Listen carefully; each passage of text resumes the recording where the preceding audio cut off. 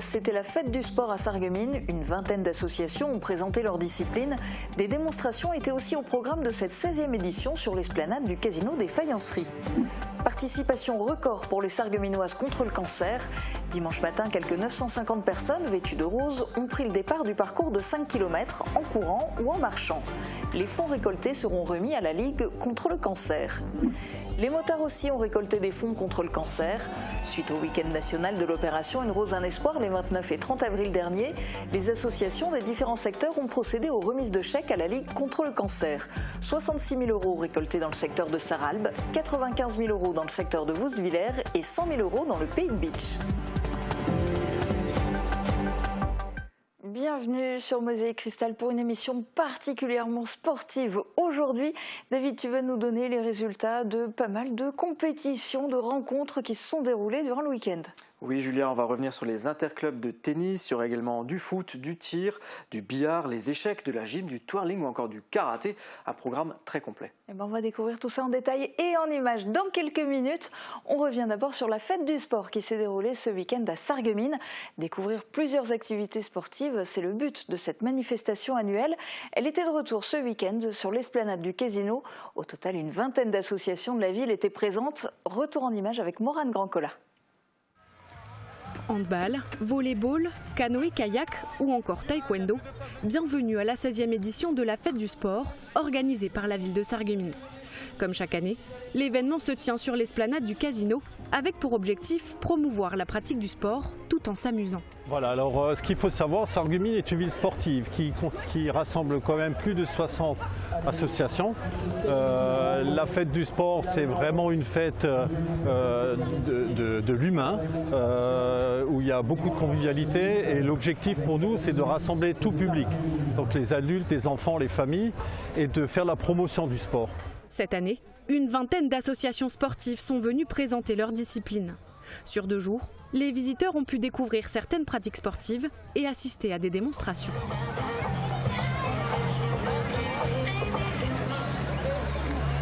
Plusieurs nouveautés cette année, comme le stand du Centre de médecine physique et de réadaptation du Aubergue, qui met en avant son service de médecine du sport.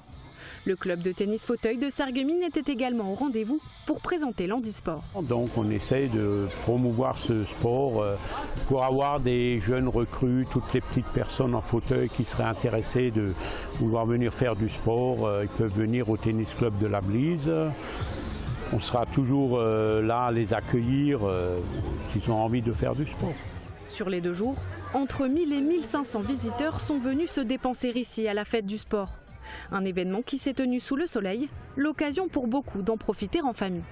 Écoutez, pour tester différents sports, donc on s'est essayé au tir à l'arc, au canoë, donc des sports qu'on ne connaissait pas du tout.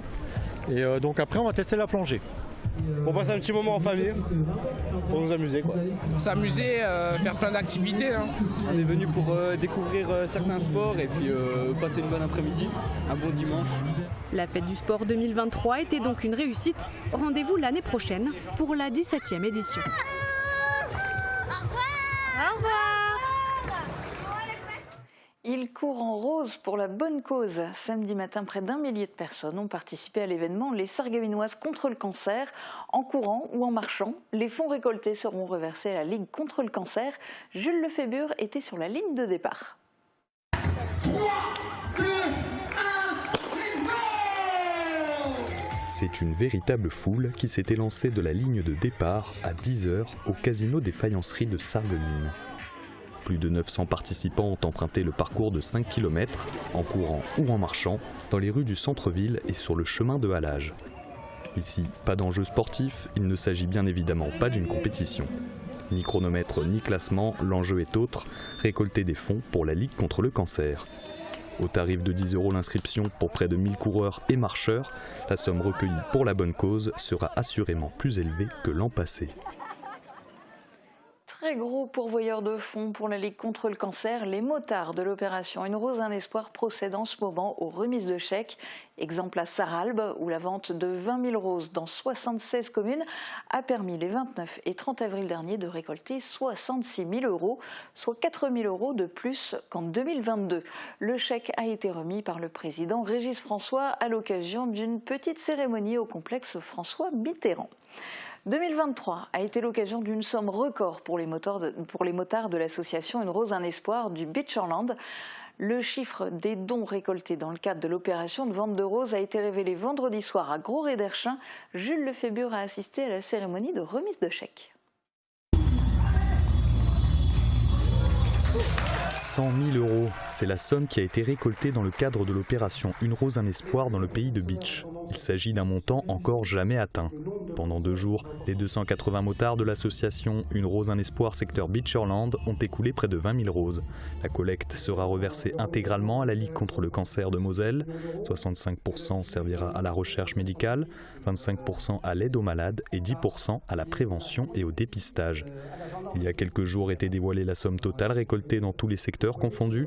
Avec 2 196 352 €, l'année 2023 aura été synonyme de record et de générosité. Autre record, mais cette fois à Woustviller, les motards au grand cœur ont réussi l'exploit de récolter 95 000 € de dons pour lutter contre le cancer. Retour sur l'annonce du chiffre samedi en fin d'après-midi.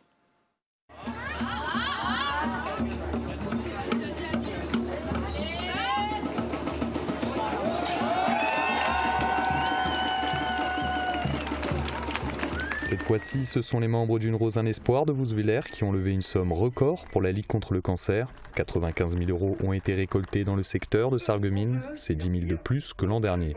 Les 230 motards et la cinquantaine de bénévoles ont écoulé 25 000 roses sur les 2 seuls jours de samedi 29 et dimanche 30 avril. Nul doute que les bikers ont hâte d'une chose, la prochaine édition d'Une Rose, un espoir l'an prochain, l'occasion peut-être de dépasser le record établi cette année. Et oui, et donc notez déjà la date, les motards au grand cœur vous donnent rendez-vous l'an prochain, le dernier week-end d'avril, pour la prochaine édition d'Une Rose, un espoir. Après ces records dans le domaine caritatif, on va s'intéresser aux résultats sportifs, juste après les prévisions de Météo France pour demain.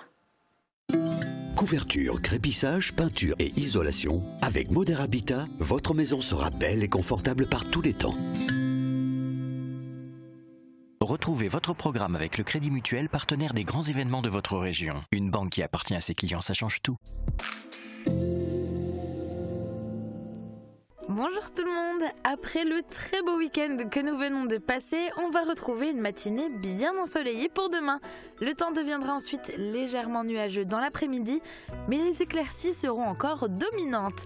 Côté température, les minimales iront de 10 à 14 degrés et les maximales de 26 à 28 degrés.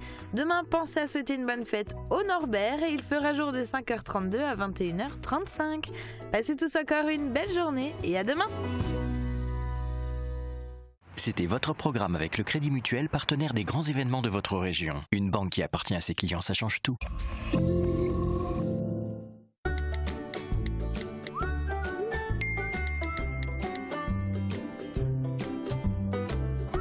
L'Agglo a installé une borne pour 170 habitants. Elle a bien entendu travaillé en collaboration avec les communes pour retenir les emplacements les plus adaptés. De nombreuses contraintes, comme la possibilité de stationner en toute sécurité, de pouvoir vider les bornes avec les camions de collecte ou encore la proximité, ont été prises en compte pour trouver les meilleurs emplacements. De manière générale, nous avons essayé d'assurer une répartition homogène des conteneurs sur l'ensemble du territoire afin de faciliter l'apport des habitants, plutôt que de concentrer l'ensemble des bornes en un seul et même endroit. Le tri évolue. Pourquoi pas nous ? Le roi des vins est à Stirin-Vendel. Faites votre choix parmi plus de 3500 références de vins. Une large gamme d'alcool et de spiritueux. Et des idées cadeaux pour toutes les occasions. Nouveau, la cloche. Faites-vous plaisir avec une grande variété de fromages d'une provenance 100% artisanale. Le roi des vins à Stirin-Vendel, le temple des gourmands et des gourmets.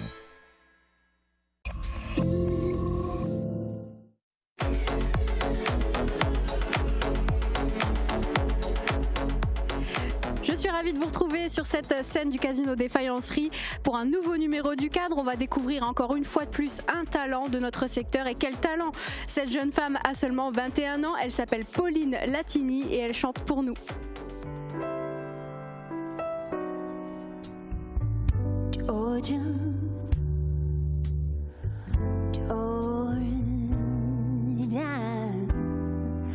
the whole day through, just a Lord sweet song keeps Georgia on my mind.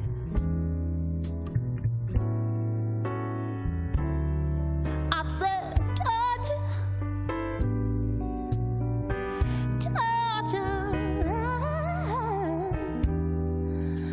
Pauline Latini dans le Cadre, c'est à retrouver mardi en intégralité sur Mosaïque Cristal. C'est bientôt la fin de la saison pour les clubs sportifs. Les résultats des rencontres n'en sont que plus importants. On fait le point avec David dans Plus de Sport.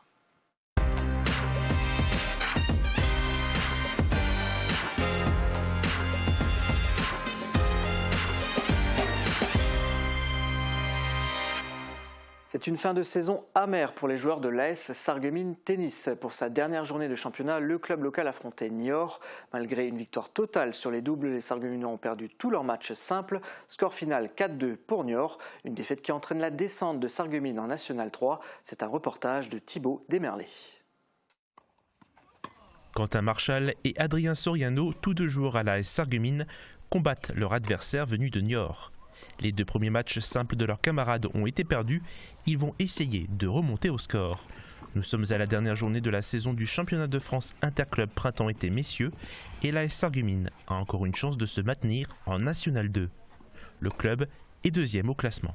Pour l'instant, on a fait un bon début de championnat parce qu'on a gagné 2 matchs, on a un match nul et une défaite. Logiquement, ça devrait suffire pour le maintien, mais cette année, comme il y a des résultats un peu bizarres au début, ça ne suffit pas. Il faut un deuxième match nul pour se maintenir. Donc, ce qui est quand même assez dommage, parce que c'est une bonne saison pour l'instant, mais qui j'espère va bien finir. Malgré la combativité des deux joueurs sarregueminois, aucun n'a remporté son match. L'AS Sarreguemines est menée 4-0. Le club a ensuite gagné ses 2 matchs en double. La saison se termine donc sur une défaite 2-4. Sur les 6 équipes de la poule F, les Sarregueminois tombent à la 5e place. Un résultat qui fait chuter Sarreguemines en National 3 alors qu'elle venait tout juste d'accéder à la National 2. L'équipe espère remonter la saison prochaine.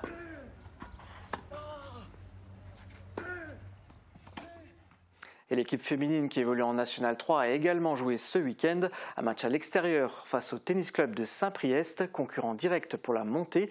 Les filles de Sarreguemines étant premières de leur groupe et leur adversaire deuxième. Le match s'est achevé par une lourde défaite de Sarreguemines 5-1. Une défaite qui prive l'équipe locale d'une promotion en National 2, mais ne l'empêche pas de se maintenir en National 3. Les filles terminent 3e sur 6 avec 3 victoires et 2 défaites. Bravo à elles. Et de quoi du coup se consoler quand même un peu du résultat de l'équipe masculine. En revanche, dans le tennis, il y a une autre mauvaise nouvelle qui vient de tomber pour Nicolas Payfer. Oui, une information relayée par nos confrères du Républicain Lorrain. En décembre dernier, Nicolas Payfer, à droite sur la photo que vous allez voir, a été condamné à 6 mois avec sursis pour harcèlement sexuel. Actuellement, le champion est en attente du jugement de son appel. La Fédération internationale de tennis, qui mène sa propre enquête, a décidé de prolonger sa suspension provisoire. Nicolas Payfer ne disputera donc pas Roland-Garros cette année. Concernant les JO de Paris 2024, il faudra également attendre le verdict de la Fédération internationale. Après le tennis, place au foot, David ? Oui, hier, le SFC jouait son avant-dernière journée de championnat en Régional 1 Poule B. Un match à l'extérieur face à l'APM Metz qui s'est achevé par un nul de partout. C'est un meilleur résultat qu'à l'aller où les Sarregueminois s'étaient inclinés 1-0. Ce match nul ne les prive pas encore du podium, mais la 2e place est désormais hors d'atteinte. On regarde tout de suite le résumé de la rencontre. L'APM et le SFC se sont quittés sur un match nul de partout. Un match nul qui a un goût amer pour le SFC. Christophe, ils étaient tout proches de la victoire et au final, voilà, on concède le nul, c'est dommage. Oui, on sentait que le match avait basculé côté sarregueminois et on a eu un sursaut de l'APM dans les dernières minutes pour égaliser. En tout cas, on ne se sera pas ennuyé ici à Metz. On va revoir tous ensemble ce qui s'est passé au cours de cette rencontre. L'APM qui avait donné le coup d'envoi et qui avait bien mieux entamé sa rencontre que le SFC. Et la première occasion, elle est messine avec ce débordement, cette reprise de volée qui passe juste au-dessus des cages de Pierre Oberhauser. Oui, un début de rencontre sur le chapeau de roue pour l'APM qui prend l'avantage très rapidement. Et c'est Florian Mervelet qui a fait une très belle rencontre qui marque ce premier but. Le SFC a répondu du tac au tac avec l'inévitable Enes Saïn qui prend le meilleur sur son défenseur et qui s'en va battre d'une magnifique frappe croisée David Ali, le 22e but de l'attaquant sarregueminois. Ensuite on a eu l'APM qui a mis la pression sur le SFC Sarrebruck et c'est Paul Maurice qui rate le cadre dans cette fin de première mi-temps. Il y a eu également de belles choses en seconde période.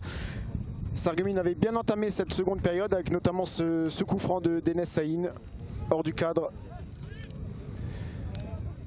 Oui, et puis ensuite, de nouveau, la pression mise par Sarreguemines sur les Messins, mais stérile dans un premier temps.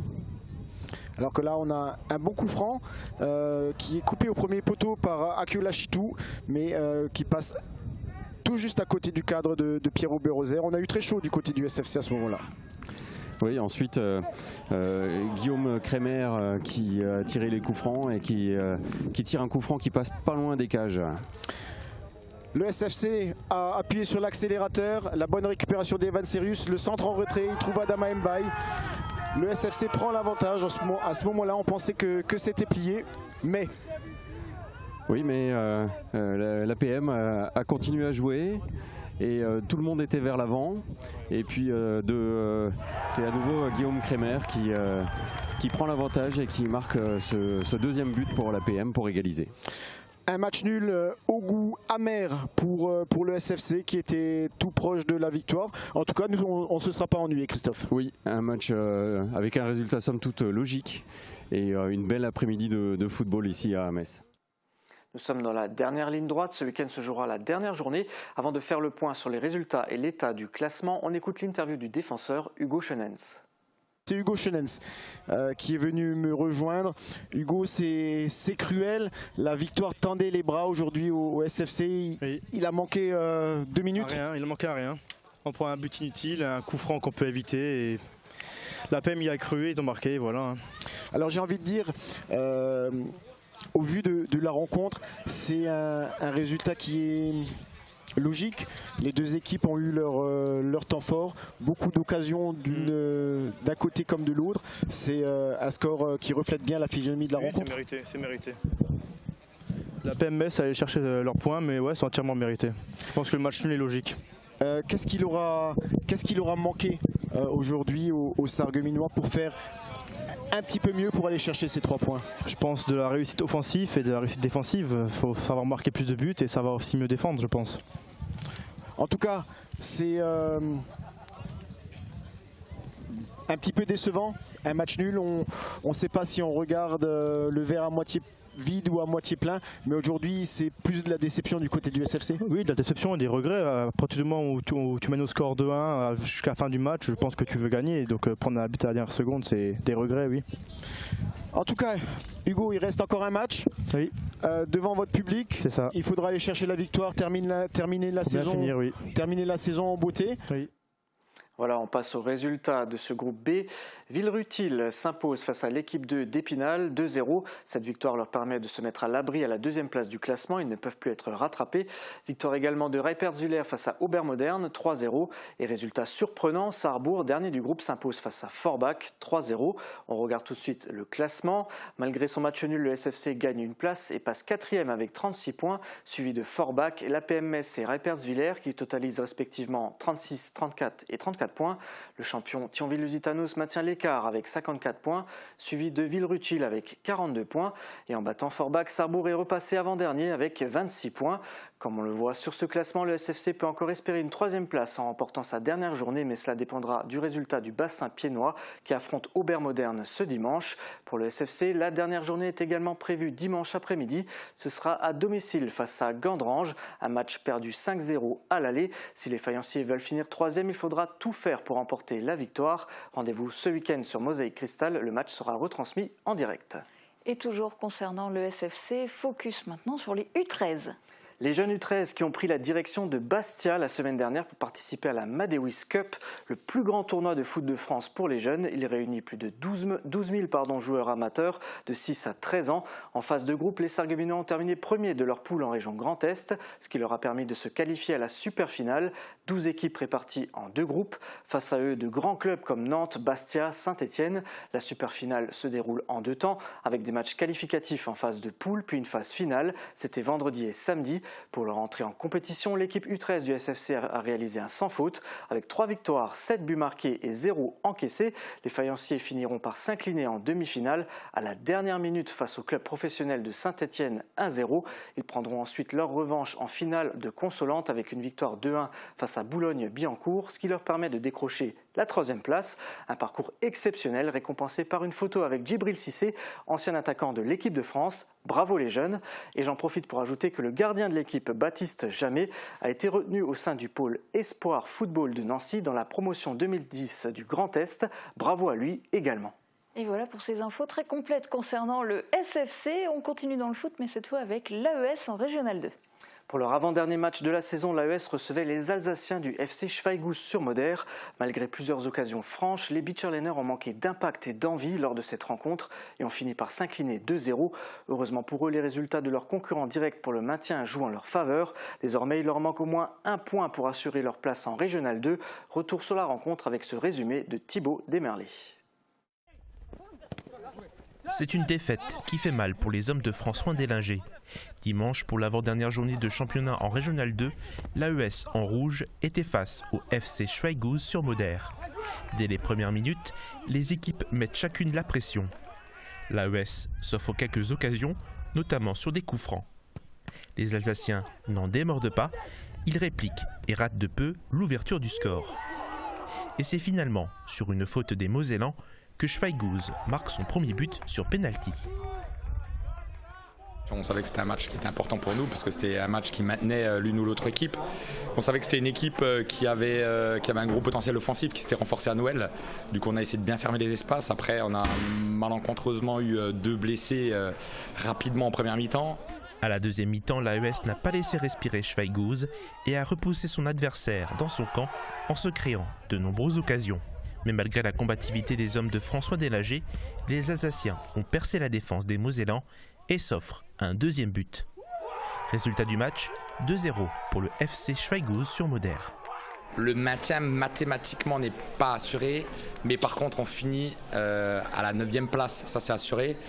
Et dans ce classement de la 9e place, on est plutôt bien placé, donc on va pas fêter victoire, mais on est plutôt optimiste. Pour assurer le maintien, l'AES devra décrocher la victoire face à l'ASI Avenir Football à Adamswiller lors de la dernière journée du championnat, le 11 juin prochain. Et on regarde tout de suite les résultats du groupe. Match nul entre la baie de Haguenau et Oberlotterbach, 3-3. Nooswiller s'incline face à Avenir, 4-2. Défaite également de la baie de Sarre-Union face à Schirheim, 4-3.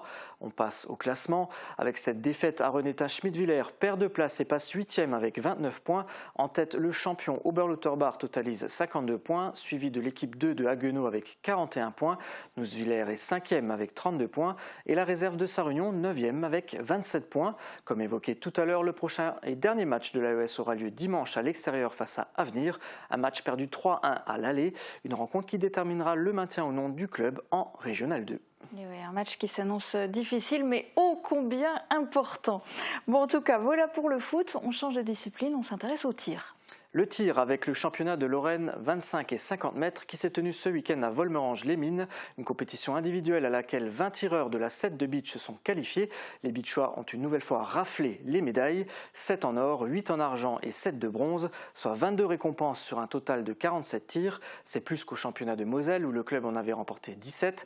Parmi les premières places, il y a Anthony Veil, 16 ans, qui décroche 3 fois l'or, au pistolet 25 mètres, à la vitesse et au pistolet 50 mètres. À la carabine, Gauthier Neufeld Veld confirme sa position sur le plateau lorrain en remportant le 60 balles couché et une autre médaille d'or en équipe avec Nathan Délinger et Corentin Bouchelet.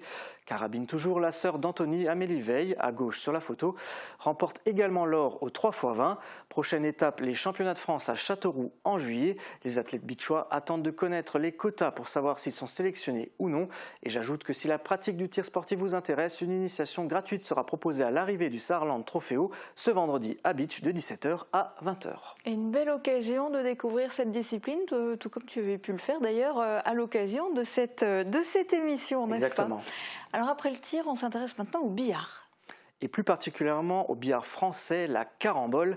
L'équipe 1 du cercle de billard de Sarreguemines s'est maintenue au plus haut niveau du championnat de Sarre par équipe, un championnat où les joueurs s'affrontent sur les 4 modes de jeu existants. Samedi, c'était l'avant-dernière journée. Les Sarregueminois ont accueilli l'équipe 2 de Ferbar à domicile, une rencontre qui s'est achevée par un nul 4-4. Explication dans ce reportage de Thibaut Desmerlet. C'est une discipline qui demande de la précision. Pour la 17e journée du championnat de Sarre de carambole par équipe, l'équipe 1 de Sarreguemines a accueilli l'équipe 2 de Ferbach dans ses locaux. Elles évoluent toutes les deux au plus haut niveau de la compétition, en Oberliga Vierkampf. Lors du match, les 4 joueurs d'une équipe jouent chacun un des 4 modes de jeu de la carambole. En partie libre, il faut toucher les 2 autres billes avec la sienne en un coup. Les autres modes rajoutent des conditions supplémentaires, le 1 bande, le 3 bandes et le cadre. Pour le 1 bande, il faut toucher une bande du billard en plus des 2 autres billes en un coup. Le cercle de billard de Sarreguemines est satisfait de ses résultats pour cette saison. Alors en Allemagne, c'est un peu mitigé, mais du côté français, on a tous fait une excellente saison.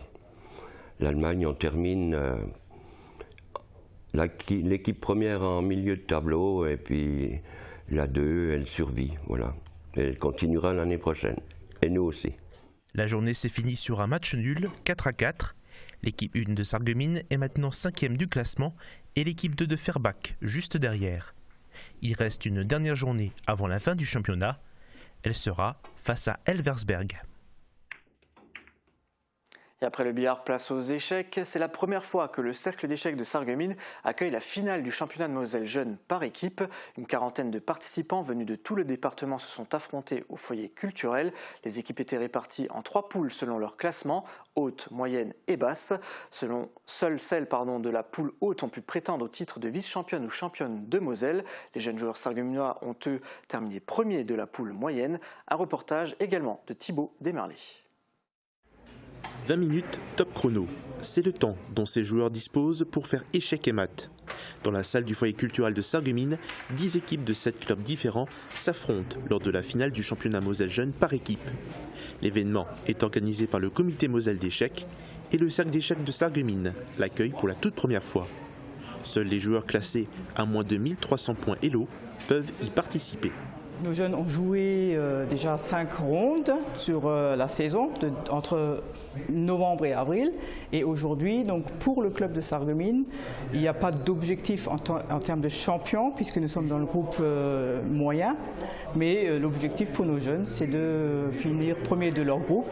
Selon leur classement, les équipes ont été réparties dans 3 poules différentes pour la finale, haute, moyenne et basse. Seules celles qui ont réussi à aller dans la poule haute peuvent prétendre au titre. Chaque joueur doit effectuer 3 matchs. L'équipe de Sarreguemines a terminé vice-championne de Moselle l'année dernière. Cette année, elle a fini première de la poule moyenne. Ce sont les joueurs forbachois qui décrochent le titre de champion de Moselle. L'équipe de Garches-Köcking est devenue vice-championne. Et après cette gymnastique intellectuelle, place à un autre type de gymnastique avec l'Asso Gym Sarreguemines. On parle de gym artistique féminine. Ce week-end s'est tenu à Lyon le championnat de France par équipe Performance Nationale A. Sarreguemines s'est qualifié avec une équipe en Nationale A6 catégorie 12 ans et plus. L'équipe locale a décroché la 8e place. Pour une première année à ce niveau, le résultat est prometteur. Bravo les filles. Le championnat de France Nationale B se tiendra lui les 24 et 25 juin à Châlons en Champagne. Et merci à toi David parce qu'on ne peut pas aller filmer aussi loin ces compétitions, mais tu scrutes toujours les résultats, tu nous les donnes. Tu viens de le faire pour la gym, tu vas le faire aussi pour le twirling, je suppose. Oui Julia, le Twirly Club de Vousvillers qui participait à la finale du championnat de France en National 2. C'était ce week-end à Gien dans le Loiret. 6 athlètes du club local étaient qualifiés. 2 duos cadets qui faisaient donc partie des 8 meilleurs duos de France en N2. C'est déjà une performance. À cette finale, les filles ont terminé 5e et 7e. Du côté du duo senior, Agathe Brucker et Chloé Schneider ont terminé 6e. Elles étaient les seules représentantes du Grand Est à cette finale nationale. Ce week-end, la compétition se poursuit avec la finale de National 1 où seule Agathe défendra les couleurs du club. Et dans 15 jours, en finale de National 3, le club s'est également qualifié avec Maëline Dalem en solo, cadet et 2 duos en catégorie cadet et junior. Toutes ces qualifications sont déjà une victoire pour le club qui n'a jamais eu autant d'athlètes sélectionnés dans ces 3 filières. Et compétition nationale également pour le karaté-do Sarralbe. Oui, ce week-end, le karaté-do Sarralbe disputait la Coupe de France de karaté zone nord à Châlons en Champagne. L'occasion pour les karatékas locaux de récolter de nouvelles médailles. C'est le cas de Julien Troclet et Loane Prégler qui remportent tous deux la médaille de bronze de leur catégorie. Cadet moins de 70 kg pour Julien et junior moins de 66 kg pour Loane. Bravo à eux. Alors voilà pour l'actualité sportive et les derniers résultats. Mais il y a encore une autre info que tu voulais nous donner. Oui, rapidement, pour les amateurs de volley, ce dimanche, le club de Sarreguemines accueille sous son toit plusieurs finales de compétition. La finale du challenge féminin Alphonse Hoff qui voit l'équipe de Sarralbe affronter la 2 de Hayange. La finale des championnats départementaux qui oppose le champion de Moselle-Est à celui de Moselle-Ouest, autrement dit Sarreguemines contre Briey. Et la finale du challenge départemental de Moselle où Sarreguemines s'est incliné en quart de finale face à l'équipe élite de Mézières-les-Messes. Mézières qui affronte donc Yutz-Thionville en finale, une équipe de N3. Tous ces matchs sont ouverts au public et auront lieu au gymnase Jean Jaurès de Sarreguemines avec une petite restauration sur place. Voilà, le rendez-vous est pris. Mon petit doigt me dit que maintenant c'est à ton tour de transpirer et tu nous avais annoncé, me semble-t-il, de la danse moderne. Moi j'ai hâte de voir les images. Ça vient Julia, encore un tout petit peu de patience, chose promise, chose due. Cette semaine je vous propose d'aller à la rencontre de Pléiade, un club d'expression corporelle et plus particulièrement de danse moderne qui fait partie du centre culturel de Sourtes. J'ai tenté de me faire une place dans ce groupe dominé par la gente féminine et je pense que j'ai réussi parce qu'on m'a quand même offert un t-shirt à l'effigie du club. Comme danseur je n'étais pas un cadeau, mais les animatrices ont fait preuve d'une grande patience pour m'apprendre leur pas. Pour des questions de droit de diffusion, nous n'avons pas laissé les musiques originales utilisées pour les chorégraphies. Si vous voulez entendre les vrais morceaux, il faudra aller voir Pléiade en spectacle le samedi 17 juin prochain à Sourtes. Allez, assez parlé, je vous laisse découvrir tout ça en images. Vous avez vu, j'ai même un t-shirt à mon nom. Aujourd'hui, on va faire de la danse. David, ça va pas, hein. Bah pourquoi? C'est pas ça la danse moderne jazz. Regarde, je te montre. Tu fais ça et tu tournes.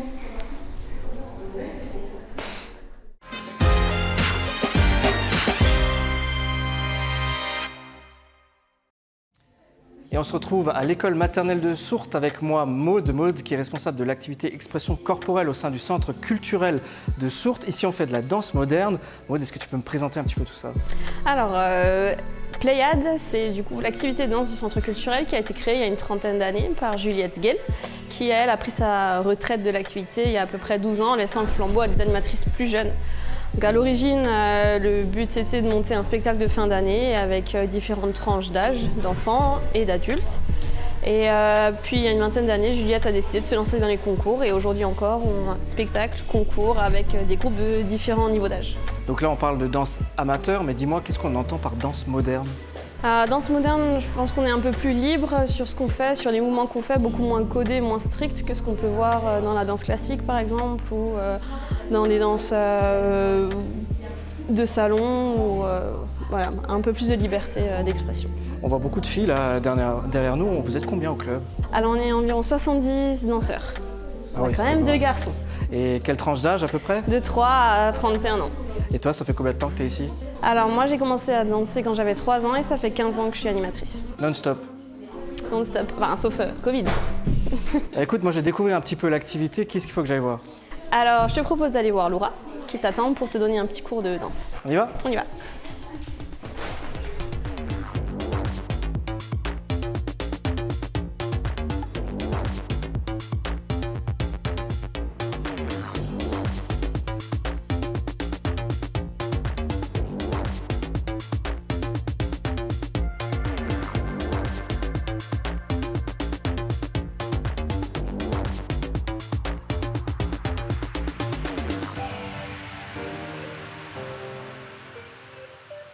Salut Laura. Salut David. Écoute, Maud m'a dit de venir te retrouver pour découvrir un petit peu la danse moderne chez Pléiade. Alors moi, c'est quelque chose que je connais pas du tout. Dis-moi, par quoi on commence? Alors, je vais te montrer des pas de base, les pas qu'on apprend dès le plus jeune âge. C'est le pas carré et le pas de bourré. Le pas de bourré, bah ça c'est un nom original, on va voir ça tout de suite. Tu peux me montrer? C'est parti. Alors, on va commencer par le pas carré. Donc, tu vas venir croiser le pied droit, Oui. reculer ton pied gauche, revenir avec le pied droit et tu ramènes le pied gauche. On dessine un carré au sol. D'où le pas carré. On peut le répéter encore? Vas-y. Donc, droite, gauche, droite et gauche. Et j'imagine qu'après, il faut le faire plus vite. Oui, généralement, on le fait en fonction du rythme de la musique. J'essaie de te suivre, vas-y. Ok, du coup, nous, on le fait toujours un petit peu en comptant. Donc, 5, 6, 7, 8. 1, 2, 3, 4. Et on le répète ou... Allez, encore. Du coup, 5, 6, 7, 8. 1, 2, 3, 4. Ok. Du coup, le deuxième. Le deuxième, ça va être le pas de bourré. Donc là, il est un peu plus compliqué. Tu vas te mettre un petit peu de profil. Tu vas prendre ton pied droite, tu le mets derrière. Tu mets ton pied gauche et juste tu vas poser. Là, je t'apprends vraiment la version la plus simple. Quand on se déplace sur la pointe des pieds? Oui, on va le faire plutôt sur la pointe des pieds. Rebelote? Allez. Donc, droite, gauche et tu poses. Ok. Écoute, vas-y, fais-le et j'essaie de te suivre. Ok. Du coup, on refait 5, 6, 7, 8, droite, gauche et tu poses. Ça va? Oui, ça va. Je me débrouille? Plutôt pas mal. Bon bah voilà, c'était déjà pour une petite partie d'initiation. Merci. De rien. Bon bah, je crois que même quand j'étais bourré, j'ai jamais fait ce pas-là, il me dit rien du tout. D'ailleurs, je rappelle que l'alcool est dangereux pour la santé à consommer avec la modération. Je suis plutôt satisfait parce que les pas, on peut les apprendre assez facilement, mais maintenant on va corser un petit peu la chose avec les mains.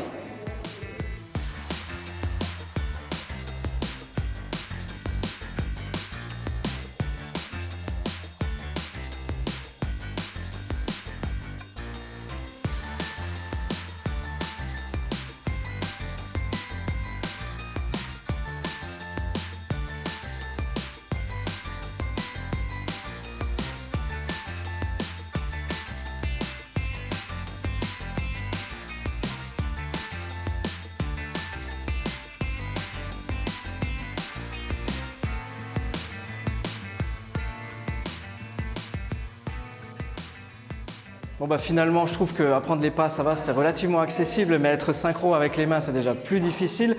En tout cas, j'imagine que la danse moderne, ça reste quand même technique, il faut de l'entraînement, non, pour arriver à un résultat. Il faut quand même beaucoup d'entraînement, c'est pour ça qu'on commence dès le plus jeune âge à apprendre aux plus jeunes les pas de base, donc comme je t'ai appris là.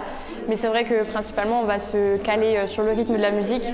Donc par exemple, les pas de bourré que je t'ai montré, on peut les faire sur une choré lentement et sur la choré d'après, les faire plutôt rapide. Donc c'est la musique qui construit la chorégraphie? C'est ça en fait, c'est que vraiment en fonction de la musique, on va construire notre choré à l'aide de nos pas. Ok, bah merci Laura. Merci à toi. Et je retrouve Clara. Clara, tu as 19 ans, tu es membre de Pléiade ici. Dis-moi, comment est-ce que tu es tombée là-dedans, la danse moderne? Alors, c'était du coup dans les années 2012, quand j'étais en CE2. J'ai regardé un spectacle de danse de l'équipe Pléiade et j'ai rencontré une de mes voisines qui a dansé du coup avec l'équipe Pléiade. Et je me souviens que ça m'a marqué, elle a dansé sur une musique de cow-boy et donc je me suis dit que ça avait l'air chouette de danser avec l'équipe Pléiade. Donc l'année d'après, je me suis inscrite et là, donc ça fait, j'entame ma 11e année alors avec l'équipe Pléiade. Du coup, tu étais petite à l'époque, tu avais quel âge quand tu as commencé? Du coup, j'étais en CE2, je sais pas quel âge. 8 ans? Ouais, à peu près, ouais, je dirais 8 ans, ouais, donc ouais. Et qu'est-ce que ça t'apporte de faire ça justement? Qu'est-ce qui te plaît là-dedans? C'est une sorte d'échappatoire avec le stress de la vie de tous les jours, les études, etc. Le fait de venir le samedi, franchement, ça me permet de me libérer de tous les tracas que j'ai la semaine. Et franchement, je les apprécie tous et je leur remercie d'être là pour moi tous les jours, tous les samedis, tout le temps. Il y a justement un esprit, une ambiance particulière ici? Oui, je dirais qu'il y a une certaine osmose quand on est en spectacle ou en concours qui se dégage, où les spectateurs nous le rappellent souvent. Et je pense que c'est ça qui fait un de nos plus gros points forts avec Pléiade. Bah écoute, on continue? C'est parti, allons-y.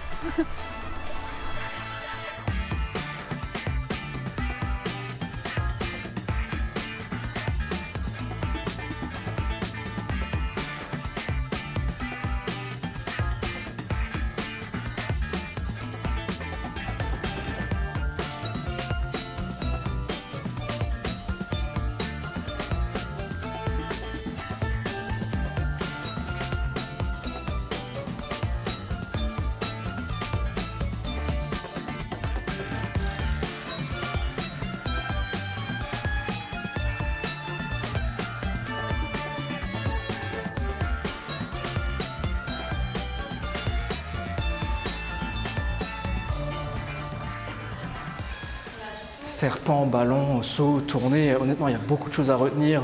C'est très difficile pour moi.